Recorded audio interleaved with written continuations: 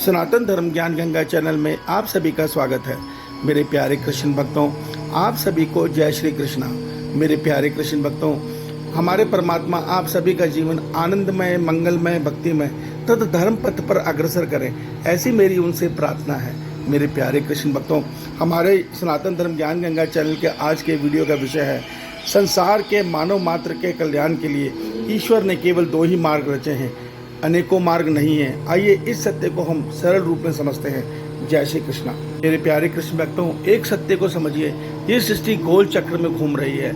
यह सृष्टि महासर्ग से आरंभ होती है और जिसमें 3600 कल्प आते हैं। एक कल्प की अवधि रात और दिन की मिलाकर यथार्थ सृष्टि रचना और प्रलय की अवधि मिलाकर 8 अरब 64 करोड़ वर्ष की है। तो इस प्रकार के 3600 कल्प आते हैं और उसके बाद ये सृष्टि दोबारा महाप्रलय में समा जाती है। ये सत्य हमारे वेद और श्रीमद् भगवद गीता हमें बताते हैं। मेरे प्यारे कृष्ण भक्तों, इस परमात्मा की रचित सृष्टि में हम सब जीवात्माएं 84 लाख योनियों में अनेक शरीर पाकर बार बार भटक रहे हैं। आज हम अपने वेदों से, श्रीमद् भगवद गीता से दूर होकर अपने इस संसार का लक्ष्य, अपने जीवन का लक्ष्य भूल चुके हैं। हमें ये सत्य नहीं पता कि ये मानव शरीर हमें क्यों मिला है, क्यों ईश्वर ने 84 लाख योनियाँ रची हैं, क्यों अनेकों प्रकार के मनुष्य को ईश्वर ने रचा है। ईश्वर ने अगर सत्य को रचा है तो ईश्वर ने बुराई को भी रचा है। ईश्वर ने अगर दया को रचा है तो ईश्वर ने हिंसा को भी रचा है। ईश्वर ने देवता को रचा है तो ईश्वर ने राक्षसों को भी रचा है। तो ये सब क्यों है, इसका जवाब हमारे श्रीमद् भगवद गीता में, हमारे शास्त्रों में और हमारे वेदों में है। मगर आज हम इनसे दूर हो गए हैं और अपने लक्ष्य से भटक गए हैं। आज सृष्टि के मनुष्य का केवल एक ही लक्ष्य है कि जो ये मुझे मानव शरीर मिला है, इससे मैं अपने शरीर की तथा अपने परिवार की उन्नति करूं। ठीक है, ये लक्ष्य अच्छा है, मगर जब आप श्रीमद् भगवद गीता के ज्ञान इसमें मिला देते हैं तो मनुष्य इस लक्ष्य को तो पाता ही है, मगर अपने वास्तविक स्वरूप के लक्ष्य का भी उन्नति कर लेता है। अर्थात हम शरीर नहीं है, हम आत्मा है। हम केवल शरीर की उन्नति की तो सोचते हैं, उसके लिए जीवन भर कर्म भी करते हैं, मगर अंत में सब कुछ यहीं छोड़कर दोबारा से नए जन्म में चले जाते हैं। वहाँ नया शरीर पाकर फिर से वही जीवन का संघर्ष आरंभ कर देते हैं। जब हम श्रीमद् भगवद गीता के ज्ञान को या वेदों के ज्ञान को समझ लेते हैं तो हम इन संसार में तो उन्नति करते ही हैं अपने शरीर के द्वारा, अपने परिवार को भी सुखी रखते हैं और मृत्यु के बाद अपनी आत्मा का अपने परमात्मा से मिलन भी कर लेते हैं। ये उपाय बताती हैं हमारी श्रीमद् भगवद गीता और हमारे वेद।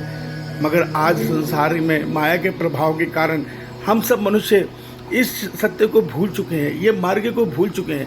आज संसार के मनुष्य को केवल 2 मार्ग पता है कि मैं पुण्य कर्म करूंगा तो मुझे उन्नति मिलेगी, मुझे अगला जन्म अच्छा मिलेगा, मुझे स्वर्ग सुख मिलेगा।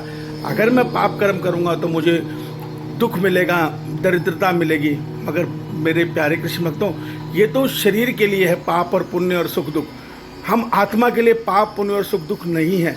हम आत्मा के कल्याण के लिए ईश्वर ने कहा है कि 84 लाख योनियों में केवल मनुष्य योनि के द्वारा ही मनुष्य अपनी आत्मा का कल्याण कर सकता है। और वो पाप और पुण्य कर्मों से ऊपर उठकर तीसरा एक कर्म है जिसको अकर्म बोलते हैं, जिसको निष्काम कर्म योग बोलते हैं, उसके द्वारा ही संभव है। मगर आज निष्काम कर्म योग हम लोग नहीं जानते। मेरे प्यारे कृष्ण भक्तों, निष्काम कर्म योग पाप और पुण्य से उठकर शरीर का कल्याण के लिए नहीं, वास्तव में आत्मा के कल्याण के लिए है।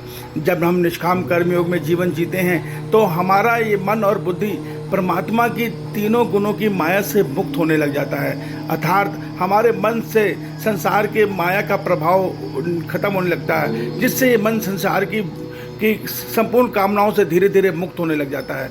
और जब मन संसार की कामनाओं से मुक्त होता है तब दूसरा मार्ग आरंभ होता है, जिसको कहते हैं ज्ञान योग का मार्ग, जिसमें हम ध्यान साधना के द्वारा अपने विरक्त मन को और बुद्धि को अपनी आत्मा में स्थिर करते हैं। जब मन आत्मा में भी स्थिर हो जाता है तो उसको ज्ञान अवस्था बोलते हैं, वहाँ ज्ञान योग सिद्ध हो जाता है। इसके बाद तीसरी अवस्था आरंभ होती है जिसको भक्ति योग बोलते हैं। फिर मन और आत्मा से ईश्वर के प्रति जो द्रवित पुकार होती है, वो ईश्वर को हमारे आत्मा को अपने से मिलन के लिए द्रवित कर देती है। तब हमारे को इजाज़त मिलती है, हम अपनी आत्मा के द्वारा परम धाम में प्रवेश करके अपनी आत्मा से अपने परमात्मा में मिलन कर लेते हैं। यही वास्तव में हमारे जीवात्मा का अंतिम लक्ष्य है, यही अंतिम सिद्धि है। इस सत्य को समझिए और कर्म योगी बनकर आज से इस मार्ग पर चलना आरंभ कीजिए। ईश्वर आप सभी का कल्याण करें। जय श्री कृष्णा, जय श्री कृष्णा।